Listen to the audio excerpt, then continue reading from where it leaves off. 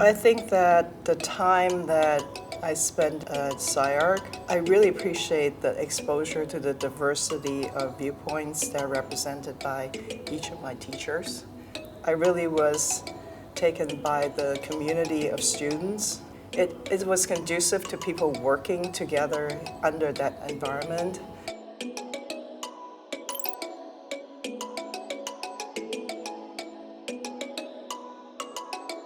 Seeing SCI-Arc for the first time as this giant hallway that's this kind of transitional space where things are constantly moving and changing and shifting. You would hear stories from previous alum and seniors in the faculty about how there was pretty much nothing here to begin with. Yeah, it was a little metal building on the corner of Nebraska and Berkeley streets in Santa Monica.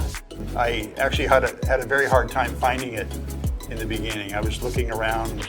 Nobody really knew where it was when I told them, have you heard of this place, SCI-Arc? It didn't look like a school building.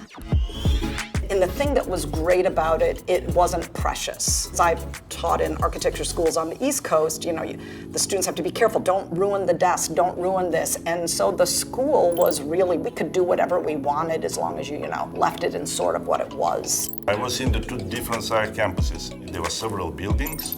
We always go in classes between the different buildings.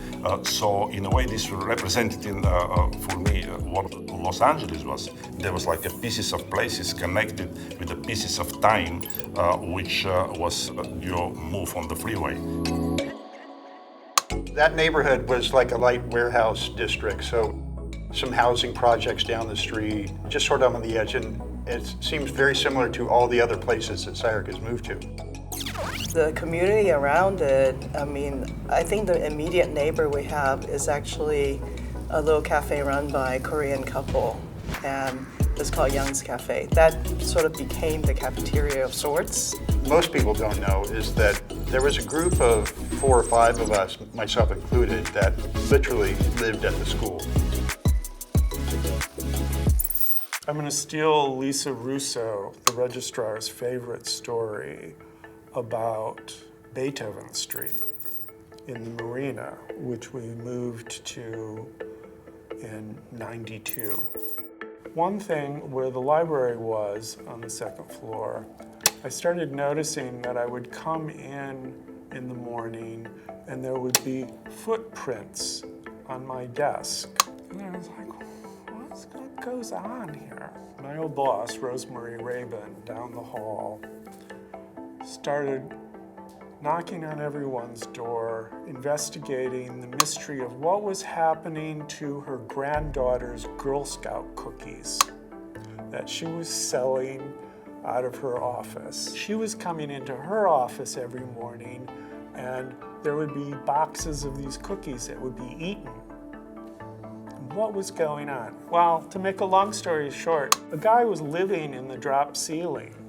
I guess he liked to come down into the library and read after he had had a meal of Rosemary Rabin's granddaughter's Girl Scout cookies.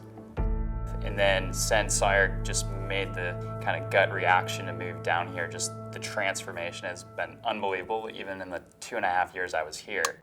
And just the community embracing SCI-Arc to that degree as well, kind of being bold, being adventurous, and taking a shot at somewhere that people may have otherwise overlooked. It was sort of mind-blowing to visit SCI-Arc for the first time before I ever decided to actually become a student here. Just to experience this sort of a scrappy environment, this beautiful concrete building that's 1/4 mile long, and students and instructors all, you couldn't tell who was who. Everybody was in the studio huddled together working. The building of SCI-Arc is almost like a gladiatorial combat arena. We like to say you don't need to set a meeting at SCI-Arc, you just walk the length of the building and you run into everyone. We walk up and down the entire school and we're able to see everybody's work. Pin-ups going up on the wall, coming down, critiques going on every 3 feet, discussion always happening, discourse always happening, ideas flying around all the time. It really makes the moments you stop and sit and work within this kind of constantly moving space very intentional and very purposeful. It is probably the best example of a building that really figures out how to make physical space institutionalize both cooperation and competition. The great thing of SCI-Arc being this concrete, raw building has been that during the 20 years that we've been in this location, I think students have tackled every possible surface of the school, creating pavilions, installations, drilling into the concrete, organizing the parking lot as a production space.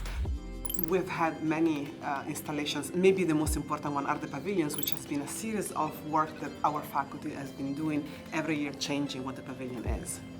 I'm not sure that the building has changed that much. I think people change on it, and the community keep reinvigorating and changing. Those things that sometimes you take for granted. And it was just a building, yes, I'm going to SCI-Arc, I'm going to do things, and then I go home. And suddenly you realize that there was a massive amount of life that is what's happening. So I almost think of it as my home. SCI-Arc gave me a lot of confidence, which I didn't have before going to SCI-Arc. It lets you be yourself and find your path if you want to, and I love SCI-Arc for that. Buildings are more than buildings. Buildings are catalysts for other stories to unfold.